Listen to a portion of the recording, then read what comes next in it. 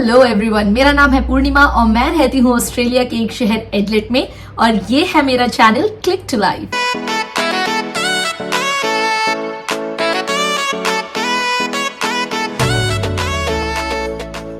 अगर आप एक पेरेंट हैं और ऑस्ट्रेलिया में नए हैं या फिर आप ऑस्ट्रेलिया में मूव होने का प्लान कर रहे हैं तो ये वीडियो होने वाला है आपके लिए सुपर इन्फॉर्मेटिव, क्योंकि आज हम बात करने वाले हैं ऑस्ट्रेलिया के स्कूलिंग सिस्टम के बारे में। तो हम बेसिकली बात करेंगे कि यहाँ पे पब्लिक स्कूल और प्राइवेट स्कूल में क्या डिफरेंसेस होते हैं, आपके वीजा के हिसाब से आपको यहाँ पे स्कूल की फीस कितनी भरनी पड़ती है, यहाँ के स्कूल का एडमिनिस्ट्रेशन सिस्टम किस तरह से काम करता है और आपके वीजा स्टेटस के हिसाब से आपके बच्चे की स्कूलिंग पे क्या इम्पैक्ट पड़ता है। तो without doing any further ado, let's start.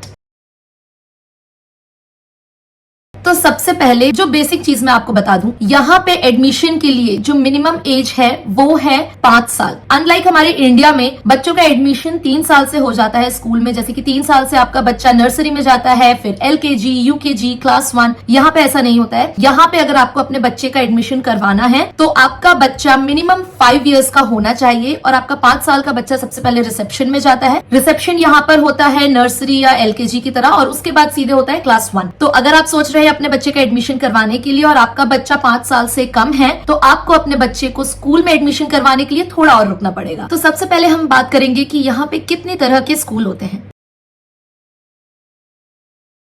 तो यहाँ पे बेसिकली मेन 3 तरह के स्कूल होते हैं। नंबर 1 पब्लिक स्कूल या फिर आप कह सकते हो गवर्नमेंट स्कूल। नंबर 2 प्राइवेट या फिर इंडिपेंडेंट स्कूल और number 3 faith based school. Faith based school होते हैं जैसे कि कैथोलिक स्कूल या फिर इस्लामिक स्कूल, ऐसे स्कूल जो किसी फेथ पे बेस्ड होते हैं। इन सभी स्कूलों का अपना अलग करिकुलम होता है, अपना अलग फीस स्ट्रक्चर होता है और अपना अलग एक एडमिशन प्रोसेस होता है। इन 3 स्कूल के अलावा जो बाकी के स्कूल होते हैं वो होते हैं ऐसे स्कूल जो कि स्पेशल नीड के बच्चों के लिए चलते हैं, स्कूल्स जो एजुकेशनल फिलोसफी पे बेस्ड होते हैं जैसे कि मॉन्टेसरी, और ऐसे स्कूल जो डिफरेंट एज ग्रुप के बच्चों के लिए होते हैं जैसे कि प्राइमरी स्कूल या फिर हाई स्कूल। तो अब हम बात करते हैं सबसे पहले कि पब्लिक स्कूल के बारे में या फिर गवर्नमेंट स्कूल के बारे में। ये जो पब्लिक स्कूल होते हैं ये बेसिकली आपकी स्टेट गवर्नमेंट या फिर टेरिटरी गवर्नमेंट इन्हें ऑपरेट करती है या फंड करती है। तो अगर आप सिटीजन हो या फिर आप PR होल्डर हो, यानी कि अगर आप परमानेंट रेजिडेंट हो, तो आपके लिए पब्लिक स्कूल की फीस या तो फ्री रहती है या फिर बिल्कुल मिनिमम कॉस्ट पे रहती है। और अगर आपके पास टेम्पररी वीजा है जैसे कि 491 या 482, आपको पब्लिक स्कूल में ट्यूशन फीस देनी पड़ेगी, लेकिन वो भी बहुत सारी फैक्टर्स पे डिपेंड करती है कि आपको कितनी देनी है, आपको कम देनी है या ज्यादा देनी है। उसके लिए बहुत सारे फैक्टर्स होते हैं जो कि हम आगे इस वीडियो में डिस्कस करेंगे। तो बेसिकली आपकी जो फीस स्ट्रक्चर होते हैं या पब्लिक स्कूल में वो डिपेंड करता है आपके वीजा के स्टेटस पर या फिर आपकी स्टेट में जो पॉलिसी है उस पर। अब हम बात करते हैं जोनिंग सिस्टम। पब्लिक स्कूल के लिए किस तरह का जोनिंग सिस्टम होता है। अगर आप ऐसे जोन में रह रहे हैं जो जोन उस पर्टिकुलर स्कूल के अंडर आता है तो आपको उस जोन में एडमिशन करवाने में कोई प्रॉब्लम नहीं होगी, क्योंकि यहाँ पे पॉलिसी है कि अगर आप स्कूल के जोन में आ रहे हो तो स्कूल के लिए मैंडेटरी है आपके बच्चे को एडमिशन देना। अगर आप अपना जोन छोड़ के किसी और जोन के स्कूल में जा रहे हो अपने बच्चे को एडमिशन करवाने के लिए तो आपको थोड़ी सी मुश्किल आ सकती है। आपको वहां पे रीजन देना पड़ेगा कि आप अपने जोन के स्कूल में अपने बच्चे का एडमिशन क्यों नहीं करवाना चाह रहे हो या वहां पे एडमिशन क्यों नहीं हो रहा है। काफी स्टेट्स में जो भी आपकी एडमिशन होती है वो आपकी रेसिडेंशियल एड्रेस पे डिपेंड करती है। आप कहाँ रह रहे हो, उस जोन के अंडर में कौन सा स्कूल आ रहा है, वहां पे आप अपने बच्चे का एडमिशन बहुत ही इजीली करवा सकते हैं। Talking about public school. अब हम बात करेंगे एडमिशन के बारे में पब्लिक स्कूल में। तो पब्लिक स्कूल में जो एडमिशन होता है वो बेसिकली नॉन सिलेक्टिव बेसिस होते हैं। वहां पे बच्चों को सिलेक्ट नहीं किया जाता है और वहां पे फर्स्ट कम फर्स्ट सर्व का फंडा चलता है। इसीलिए अगर आप सोच रहे हैं कि आपको अपने बच्चे को पब्लिक स्कूल में एडमिशन करवाना है तो बेटर होगा कि आप उस स्कूल का सेशन स्टार्ट होने से काफी टाइम पहले जाकर स्कूल में बात करें और अपने बच्चे का प्री एडमिशन करवा दें, ताकि एटलीस्ट आपके बच्चे के लिए उस स्कूल में एक सीट रिजर्व हो जाएगी। और ऐसा स्पेशली हाई डिमांड एरियाज में होता है जहाँ के public school highly in demand रहते हैं, वहां पे फर्स्ट कम फर्स्ट सर्व का फंडा चलता है। और अगर मैं पब्लिक स्कूल में एडमिशन की बात करूं तो यहाँ पे नॉर्मली एंट्रेंस एग्जाम्स नहीं होते हैं। जैसे कि मेरे जो दोनों बच्चे हैं पार्थ और अनुज, ये दोनों पब्लिक स्कूल में जाते हैं और जब मैं पार्थ के एडमिशन के लिए गई थी तो हमने डायरेक्टली प्रिंसिपल से मीटिंग की थी। और क्योंकि पार्थ जो है इंडिया में ग्रेड 4 में था लेकिन उसे यहाँ पे एज के अकॉर्डिंग ग्रेड 3 में लिया जा रहा था, तो हमने प्रिंसिपल से रिक्वेस्ट किया था कि वो पार्थ का टेस्ट ले ले और उसके टेस्ट के बेसिस पे इवेल्युएट करे कि वो ग्रेड 3 के लिए है या ग्रेड 4 के लिए है। बट देन हमें पता चला कि यहाँ पे पे एंट्रेंस एग्जाम नहीं होता है। प्रिंसिपल ने पार्थ की बेसिक इंग्लिश देखी थी कि क्या वो इंग्लिश बोल पा रहा है या समझ पा रहा है, और उसी हिसाब से उसने पार्थ को एडमिशन दिया था। पब्लिक स्कूल में बेसिकली आपके बच्चे को एडमिशन करवाने के लिए किसी तरह का एंट्रेंस एग्जाम नहीं देना पड़ता है। हाँ, इंटरव्यू जरूर होता है प्रिंसिपल के साथ, बट देन कोई भी एंट्रेंस एग्जाम नहीं होता है। अब हम बात करेंगे प्राइवेट स्कूल या फिर इंडिपेंडेंट स्कूल के बारे में। तो प्राइवेट स्कूल्स जनरली फंडेड होते हैं ट्यूशन फीस से, डोनेशन से, या फिर कभी कभार गवर्नमेंट की सब्सिडीज से। प्राइवेट स्कूल इंक्लूड करते हैं बेसिकली जो भी रिलीजियस स्कूल होते हैं, जैसे कि कैथलिक स्कूल या फिर इस्लामिक स्कूल या फिर नॉन रिलीजियस इलाइट स्कूल, यानी कि ऐसे प्राइवेट स्कूल जो कि किसी भी पर्टिकुलर रिलीजन से एफिलिएटेड नहीं होते हैं, बट स्टिल वो आपके बच्चे को हाई क्वालिटी ऑफ एजुकेशन और फैसिलिटी प्रोवाइड करते हैं। इस तरह के सभी स्कूल जो है ये प्राइवेट स्कूल होते हैं। अब हम बात करते हैं कि प्राइवेट स्कूल्स के की फीचर्स क्या है। ये जो स्कूल होते हैं इनकी फीस बहुत हाई होती है as compare to public school. इन स्कूलों में आपको एक साल के लिए हजारों डॉलर्स की ट्यूशन फी देनी पड़ सकती है। यहाँ पे अगर हम बात करें पब्लिक स्कूल के कंपैरिजन में, तो प्राइवेट स्कूल में जो एक्स्ट्रा करिकुलर एक्टिविटीज होती हैं वो ज्यादा होती हैं as compare to public school. यहाँ पे जो फैसिलिटीज होती हैं वो पब्लिक स्कूल से और बेटर होती हैं, और यहाँ का जो एकेडमिक प्रोग्राम होता है वो भी पब्लिक स्कूल से काफी डिफरेंट होता है। और प्राइवेट स्कूल में एडमिशन के लिए आपको हो सकता है एंट्रेंस एग्जाम देना पड़े, या आपको इंटरव्यू देना पड़े, या फिर आपके पुराने एकेडमिक रिकॉर्ड्स आपको देने पड़े। अनलाइक पब्लिक स्कूल की तरह पब्लिक स्कूल में एंट्रेंस एग्जाम नहीं होते हैं। जो प्राइवेट स्कूल होते हैं वो एडिशनल फीस आपसे चार्ज कर सकते हैं, जैसे कि एनरोलमेंट फीस, या फिर बिल्डिंग लिवाइस फीस, या तो फिर यूनिफॉर्म की फीस, या एक्सकर्शन की फीस, या फिर बोर्डिंग। एक इंपॉर्टेंट बात, जैसे कि मैंने आपको पब्लिक स्कूल के लिए बताया था कि वहां पे जोनिंग सिस्टम होता है, प्राइवेट स्कूल पे ये जोनिंग सिस्टम्स एप्लीकेबल नहीं होते हैं। अगर आप अपने बच्चे को प्राइवेट स्कूल में एडमिशन करवाना चाह रहे हो तो आपको जरूरी नहीं है कि आप उस प्राइवेट स्कूल के जोन में ही रहो तो ही आपका एडमिशन होगा। आप उस सिटी में आप कहीं भी अगर रह रहे हो, आप अपने बच्चे का एडमिशन उस प्राइवेट स्कूल में करवा सकते हो, लेकिन ये एडमिशन डिपेंड करता है अवेलेबिलिटी पे और सिलेक्शन पर। प्राइवेट स्कूल और पब्लिक स्कूल के बाद हम बात करते हैं रिसेप्शन की या फिर स्कूल एज की, जो मैंने वीडियो के स्टार्टिंग में बताया था। तो जैसा कि मैंने एलिजिबिलिटी बताया था कि आपके बच्चे को स्कूल में एडमिशन लेने के लिए मिनिमम 5 साल का होना जरूरी है। आप जिस ईयर में एडमिशन करवाना चाह रहे हैं उस ईयर के फर्स्ट में से पहले आपका बच्चा 5 साल का हो जाना चाहिए। लेकिन ये जो फर्स्ट में जो डेट है ये हर स्टेट के लिए डिफर करती है। ऑस्ट्रेलिया में फर्स्ट ईयर ऑफ स्कूलिंग को कहते हैं रिसेप्शन। ये सिमिलर होता है किंडरगार्टन या फिर प्रेप हमारे इंडिया में। अब जो रिसेप्शन होता है इसमें 2 इनटेक होते हैं एक साल में। तो हम सबसे पहले जान लेते हैं कि यहाँ पर ईयर कैसे स्टार्ट होता है। हमारे इंडिया में बच्चों का नया सेशन स्टार्ट होता है जब उनके फाइनल एग्जाम्स मार्च में एंड हो जाते हैं, तो शायद अप्रैल या मई से उनका नया सेशन स्टार्ट होता है। अनलाइक इंडिया, यहाँ ऑस्ट्रेलिया में जो बच्चों का नया सेशन स्टार्ट होता है वो होता है जनवरी से। जनवरी टू दिसंबर यहाँ पे पूरा 1 साल बच्चों का सेशन चलता है, और यहाँ पर होते हैं 4 टर्म, 3-3 महीने का हर टर्म होता है यहाँ। तो जब यहाँ पे आपका ईयर स्टार्ट होता है, यानी कि जब जनवरी में आपके बच्चे का नया सेशन स्टार्ट होता है, तो रिसेप्शन में बेसिकली 2 इनटेक्स होते हैं। पहला होता है ईयर स्टार्टिंग में, यानी कि टर्म 1 में, जिसमें बच्चे 4 टर्म करते हैं अपने रिसेप्शन में। यानी कि अगर आपके बच्चे का एडमिशन जनवरी में हो रहा है तो जनवरी से लेके दिसंबर तक आपका बच्चा 4 टर्म करेगा, यानी कि हर 3 महीने में। अब दूसरा इनटेक होता है यहाँ पर तीसरे टर्म में, जो कि स्टार्ट हो जाता है जुलाई से, या फिर हम इसे कहते हैं मिड ईयर इनटेक, क्योंकि ये जुलाई से स्टार्ट होता है। पर इसमें डिफरेंस ये है, अगर आपका बच्चा मिड ईयर इनटेक में जा रहा है रिसेप्शन में, तो आपका बच्चा 4 नहीं 6 टर्म्स पूरे करेगा, यानी कि जुलाई से लेके दिसंबर तक के 2 टर्म और फिर जनवरी से लेके दिसंबर तक के 4 टर्म। तो उस ईयर के 2 टर्म इंक्लूडिंग नेक्स्ट ईयर के 4 टर्म मिलाकर 6 टर्म। और ये ऐसा इसीलिए किया जाता है क्योंकि जो बच्चे मिड ईयर इनटेक में आ रहे हैं उनको क्लास 1 के लिए प्रिपेयर करने के लिए उन्हें 6 टर्म करवाए जाते हैं। अगर आपकी ऐसी कोई मजबूरी नहीं है तो बेटर है कि आप अपने बच्चे को जो है जनवरी इनटेक में ही एडमिशन दे, ताकि आपके बच्चे 6 महीने जो वो निकालेगा 2 टर्म में वो वेस्ट ना हो। अब हम बात करते हैं कि ऑस्ट्रेलिया में स्कूल का स्ट्रक्चर कैसा होता है। तो बेसिकली यहाँ ऑस्ट्रेलिया में स्कूल की जर्नी कुछ इस तरह से दिखती है। फाउंडेशन, जिसे हम कहते हैं प्री स्कूल या प्रिपरेटरी स्कूल या फिर किंडरगार्टन, जो कि 3 से 5 साल के बच्चों के लिए होता है। फिर होता है प्राइमरी स्कूल, जो कि ग्रेड 1 से लेके ग्रेड 6 तक होता है और ये कंपलसरी होता है। सेकेंडरी स्कूल या फिर हाई स्कूल, जो कि ग्रेड 7 से 10 तक होता है और ये भी कंपलसरी होता है। और फिर होता है सीनियर सेकेंडरी स्कूल या फिर सीनियर सेकेंडरी कॉलेज, जो कि ग्रेड 11 से 12 तक होता है और ये ऑप्शनल होता है, पर अगर आपको 12th के बाद यूनिवर्सिटी करनी है तो फिर आपके लिए जो सीनियर सेकेंडरी स्कूल है यानी कि ग्रेड 11th और 12th ये कंपलसरी होता है। अब इस सेगमेंट में हम बात करेंगे fees based on your visa status. तो जो भी न्यू इमिग्रेंट्स हैं वो प्लीज ध्यान से देखें इस सेगमेंट को, क्योंकि ये सबसे ज्यादा इंपॉर्टेंट होने वाला है आपके लिए। तो सबसे पहले हम बात करेंगे ऑस्ट्रेलियन सिटीजन और ऑस्ट्रेलिया में जिनको परमानेंट रेसिडेंसी मिली हुई है।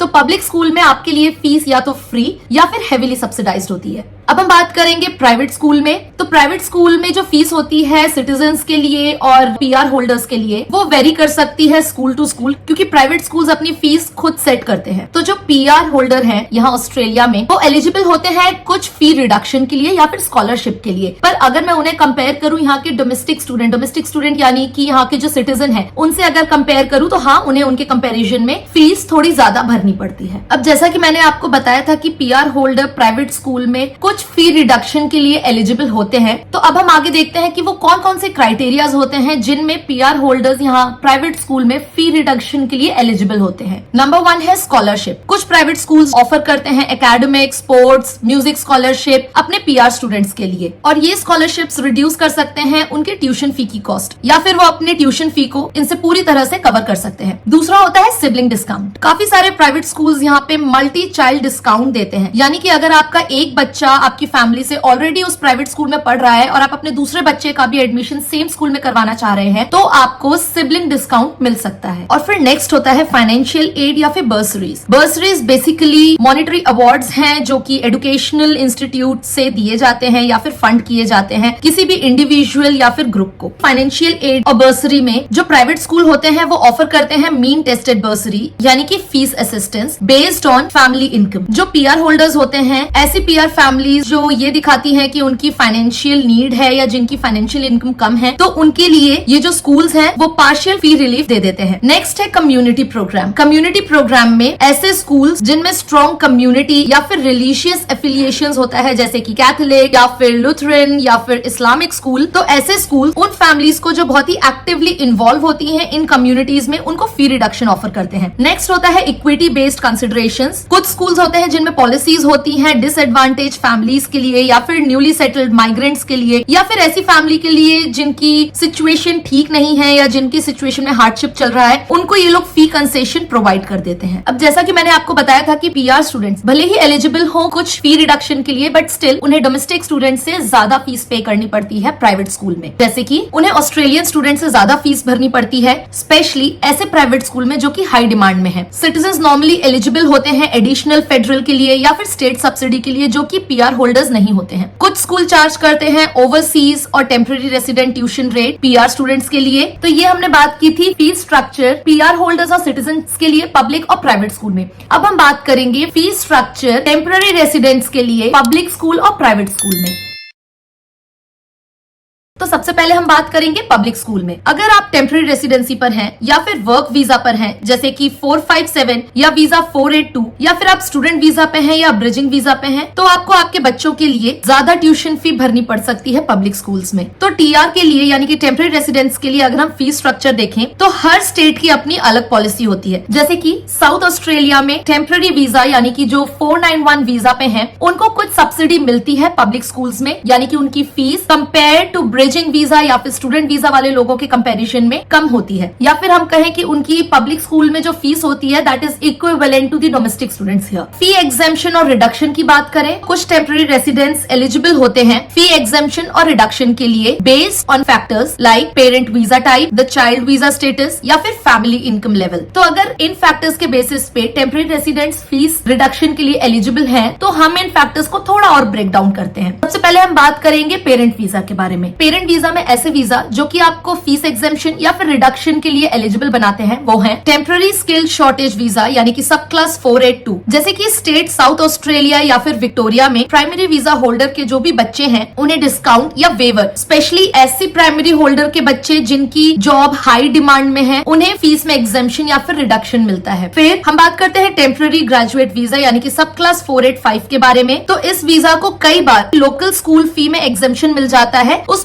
प्रोसेस के दौरान। फिर है ब्रिजिंग वीजा। ब्रिजिंग वीजा में ऐसे पेरेंट्स जिन्होंने ऑलरेडी पीआर के लिए अप्लाई किया हुआ है, उन पेरेंट्स को कुछ स्टेट फी एग्जेम्पशन ऑफर कर देते हैं ड्यूरिंग द प्रोसेस। अब हम बात करें स्टूडेंट वीजा यानी कि सब क्लास 500 में, तो ऐसे वीजा में सपोर्ट ऑप्शंस या फिर स्कॉलरशिप प्रोवाइड किया जाता है या अवेलेबल होता है ऐसे पेरेंट्स के लिए जो कि गवर्नमेंट फंडेड प्रोग्राम या फिर पोस्ट ग्रेड रिसर्च से पढ़ाई कर रहे हैं। फिर है ह्यूमैनिटेरियन वीजा या रिफ्यूजी रिलेटेड टेम्पररी वीजा। ऐसे में यूजुअली जो भी पेरेंट होते हैं वो फुल्ली एलिजिबल होते हैं फीस वेवर्स के लिए। उनके बच्चों की पढ़ाई डोमेस्टिक स्टूडेंट्स के बराबर माना जाता है, इसीलिए उनके बच्चों की पढ़ाई ऑलमोस्ट फ्री होती है। लेकिन इन सबके बीच में एक इंपॉर्टेंट नोट है जिसे हमें याद रखना चाहिए, वो ये कि हाईएस्ट पेइंग वीजा कौन से हैं। तो हाईएस्ट फी पेइंग वीजा होते हैं विजिटर्स वीजा और short stay temporary work visa. ये दो जो वीजा होते हैं ये जनरली क्वालिफाई नहीं करते हैं फीस एग्जेम्पशन या फीस रिडक्शन के लिए, इसीलिए इन्हें बाकी सभी वीजा के कंपैरिजन में सबसे ज्यादा फीस भरनी पड़ती है, या फिर मैं कहूं तो इन्हें इंटरनेशनल स्टूडेंट के बराबर फीस देनी पड़ती है। नाउ कमिंग बैक, मैंने आपको बताया था कि टेम्पररी रेसिडेंट्स के लिए फीस एग्जेम्पशन और रिडक्शन एलिजिबल होती है जो कि डिपेंड करती है उनके चाइल्ड वीजा स्टेटस पे। अब ये चाइल्ड वीजा स्टेटस क्या है, हम इसे भी थोड़ा ब्रेक डाउन करते हैं। चाइल्ड वीजा स्टेटस में होता यह है कि भले ही पेरेंट टेम्पररी वीजा पर है, लेकिन बच्चे की उसकी खुद की वीजा स्टेटस पेरेंट्स को फी रिलीफ दे सकता है। फॉर एग्जाम्पल, ऐसे पेरेंट्स जो स्किल्ड वर्कर या स्टूडेंट हैं और जिनके बच्चों के पास डिपेंडेंट वीजा है, तो ऐसे बच्चे भी लोकल रेट्स के लिए एलिजिबल होते हैं। दूसरा, ऐसे बच्चे जो कि रिफ्यूजी या फिर ह्यूमैनिटेरियन प्रोटेक्शन वीजा पर हैं, जैसे कि सब क्लास 786 या फिर सब क्लास 790, ऐसे बच्चे ऑटोमेटिकली डोमेस्टिक बच्चों की तरह ट्रीट किए जाते हैं। तीसरा, ऐसे बच्चे जिनका परमानेंट रेसिडेंसी एप्लीकेशन पेंडिंग पर है, कई बार ऐसे बच्चों को टेम्पररी बेसिस पे स्कूल अटेंड करने दिया जाता है बिना पूरी फीस भरे and then going back again. मैंने आपको तीसरा क्राइटेरिया बताया था जिसमें कि टेम्पररी रेसिडेंट्स एलिजिबल होते हैं उनकी फैमिली इनकम के बेस पे। तो अब हम इसको भी थोड़ा ब्रेक डाउन करते हैं। कई स्टेट एजुकेशन डिपार्टमेंट और कई प्राइवेट स्कूल्स आपके बच्चे की फीस को असेस करते हैं आपके इनकम के हिसाब से, यानी कि अगर एक टेम्पररी रेसिडेंट की फैमिली फाइनेंशियल हार्डशिप एक्सपीरियंस कर रही है या फिर वो एक सर्टेन इनकम थ्रेशहोल्ड के नीचे इनकम कमा रही है, या फिर ऐसी फैमिली जिन्हें कम्युनिटी या फिर चैरिटी ऑर्गेनाइजेशन से सपोर्ट लेना पड़ रहा है, तो ऐसी फैमिलीज के लिए स्कूल या फिर गवर्नमेंट कई बार टेस्टेड फी रिडक्शन ऑफर करते हैं, उन्हें बर्सरीज या फिर ग्रांट प्रोवाइड करते हैं, या फिर उन्हें टेक्स्ट बुक, एक्सर्शन या फिर यूनिफॉर्म के पैसों में छूट मिल जाती है। जैसे कि इन NSW जो टेम्पररी रेसिडेंट प्रोग्राम होता है वो अलाउ करता है ऐसी फैमिलीज को जिनका इनकम लेवल लो है उन्हें फीस में छूट देने की। अब एक इंपॉर्टेंट नोट स्टेट्स के बारे में। NSW